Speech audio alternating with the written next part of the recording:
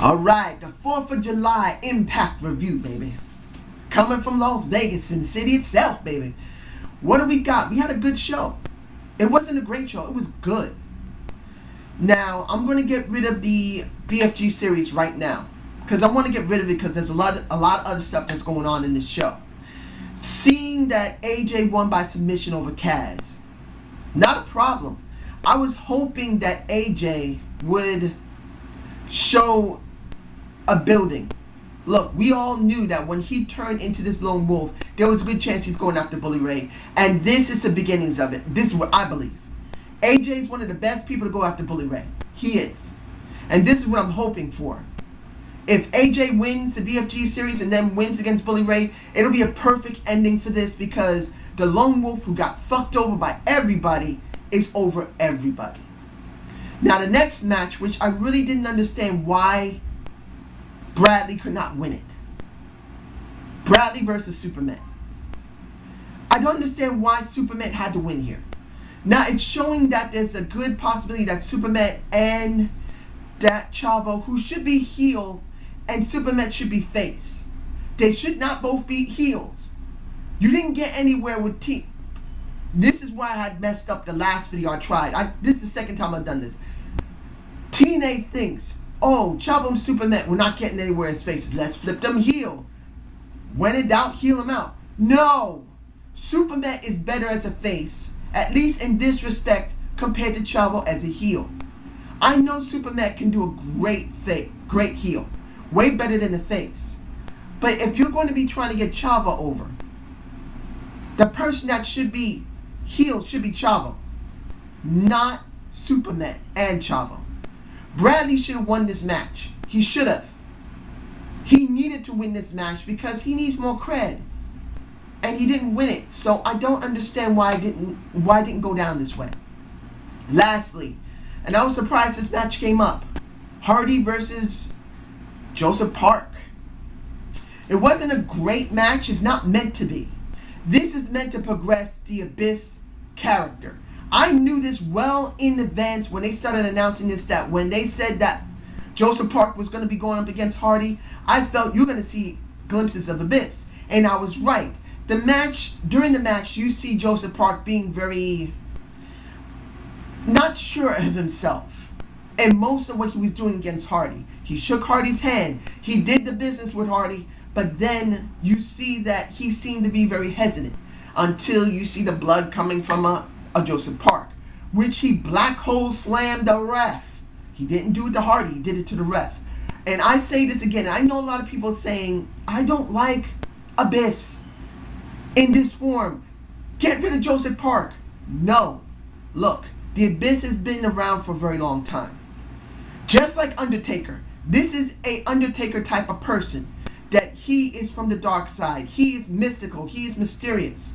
But as you know, with Undertaker, he became human when he became American Badass.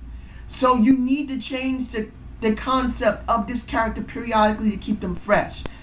I know the American Badass wasn't his best character. The Ministry Taker was one of the best that I saw. Periodically, like I said, I didn't really watch in the 90s because I was busy working and having a bad marriage. But sometimes I managed to catch a little wrestling and I saw the Ministry Undertaker and I thought that he was damn good. The Goth was in at that time and it was monstrous. And that's why he was so good at that time. Abyss needs to be freshened up once in a while. Yes, this is not one of the greatest characters he's ever going to have. People are fond of him because of how it started up with Joseph Park. Now people are beginning to get bored with Joseph Park because he's been around, we know him already. And we don't want to see him in the BFG series. We'd rather see a Matt Morgan or Crimson. I understand you guys. But you got to see in this respect, you need to freshen up the Abyss character periodically. If you don't do it, eventually Abyss will become more stale than he was between 2009 to 2011. Anyone thought the Abyss was great between that time going into 2010 with Immortal? You tell me below and tell me what part was good. Because from what I saw when I was watching into 2010, it wasn't that great. Abyss looked terrible. When he went back and became Joseph Park, it was much better. So no one won there, even though technically Hardy won with, I believe, 1 point with a DQ. Neither one of them had to put each other over, and it progresses the Abyss character, and that's alright. Now, I'm going to go into Gut Check. Seeing behind the scenes with Gut Check was still good. Always seeing that Al, Bruce, and Dan, I believe, what is his name? Davey, I can't remember his name. I forgot his name. Was okay. It's good to see they brought it back. Now, Adam Allrider and Ray Howard, if I'm pronouncing his name right, they had their Gut Check.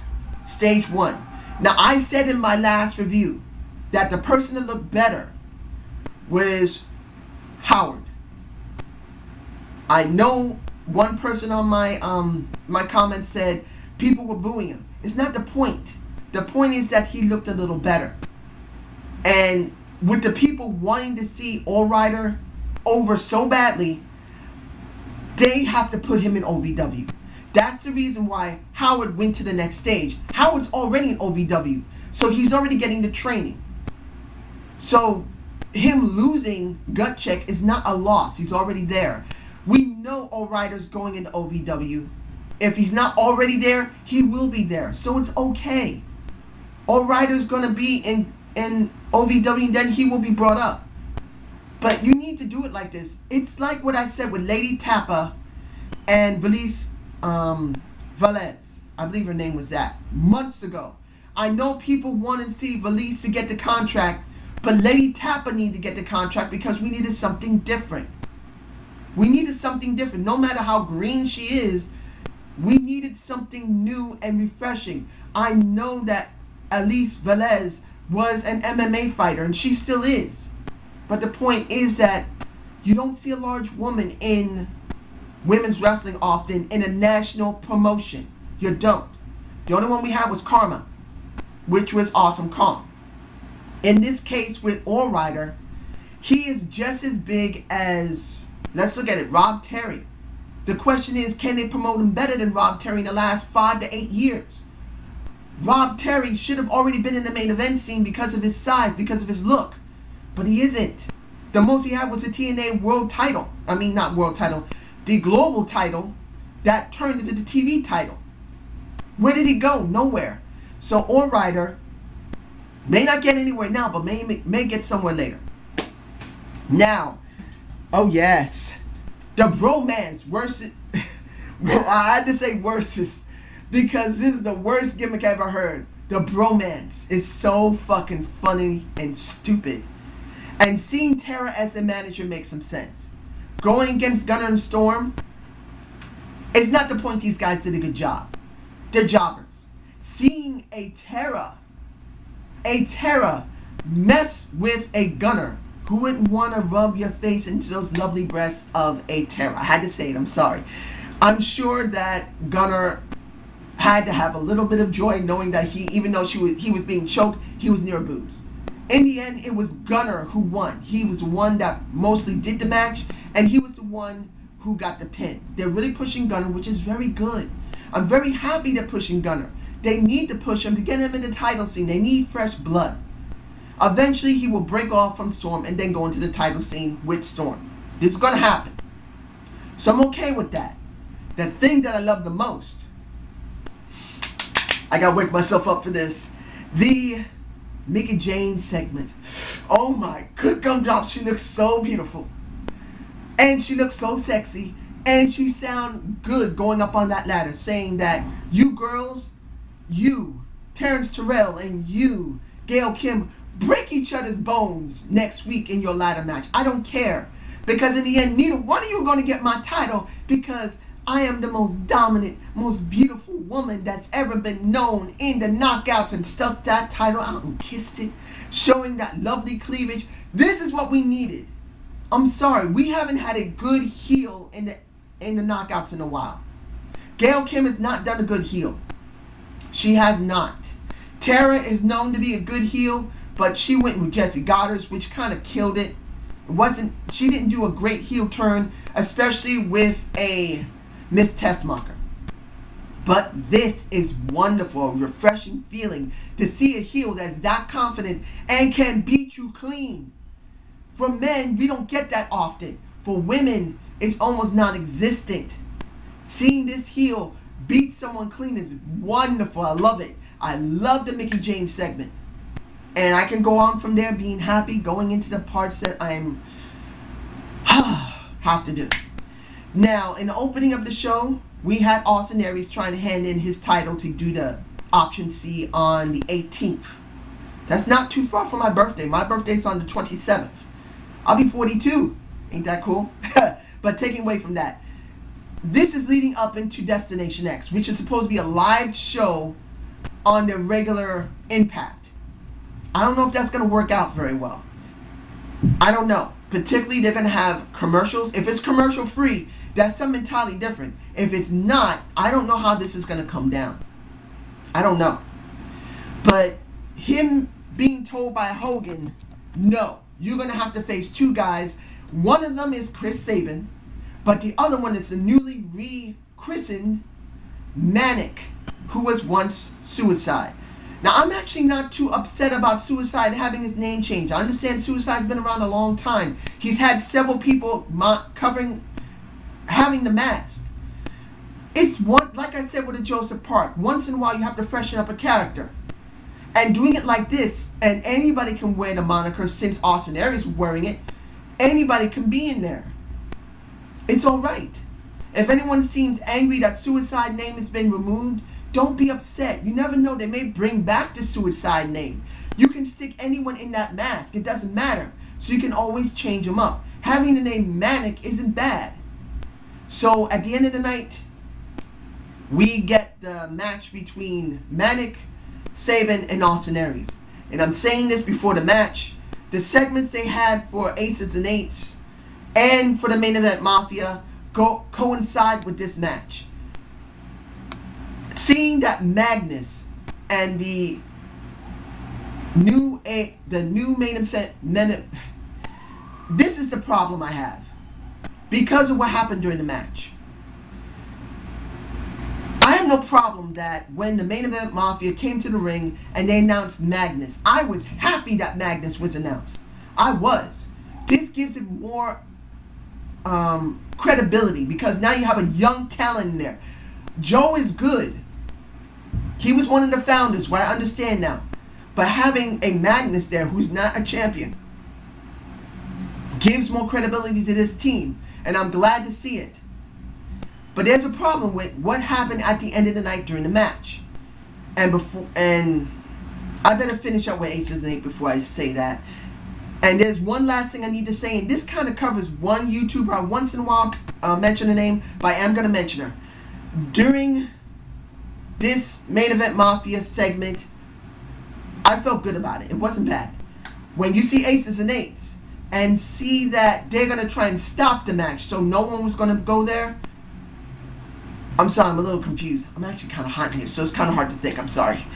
But let me put it like this. Both Aces and Eights and Main Event Mafia, the Main Event Mafia was much better. Aces and Eights did what they needed to do, but it wasn't that great. So the match itself, I can say this. It was a good match. Having Aces and Eights take out Manic, bringing this to a two-man match was much better. Sabin and Austin Aries did a great job. And in the end, Sabin wins, and now he's going to be doing Option C at Destination X. I'm sure he will. I'm sure he's going to hand in the title, and he will go. This, I can say, was a good show. I know I can give more information about Ace and Nate, and I will do it in a minute, but I'm going to say this was a decent B show. It was a B. I was not bored totally through it. Yeah, there was a few. You shouldn't have had the Bradley and Superman match. That could have been left out. I believe that they only needed 2 matches for the BFJ. They didn't have to squeeze in 3. That did bring it down. I could have made it much lower than a B minus. But what we saw most of the night was actually very good. I was not too upset about what happened. And Gut Check was good.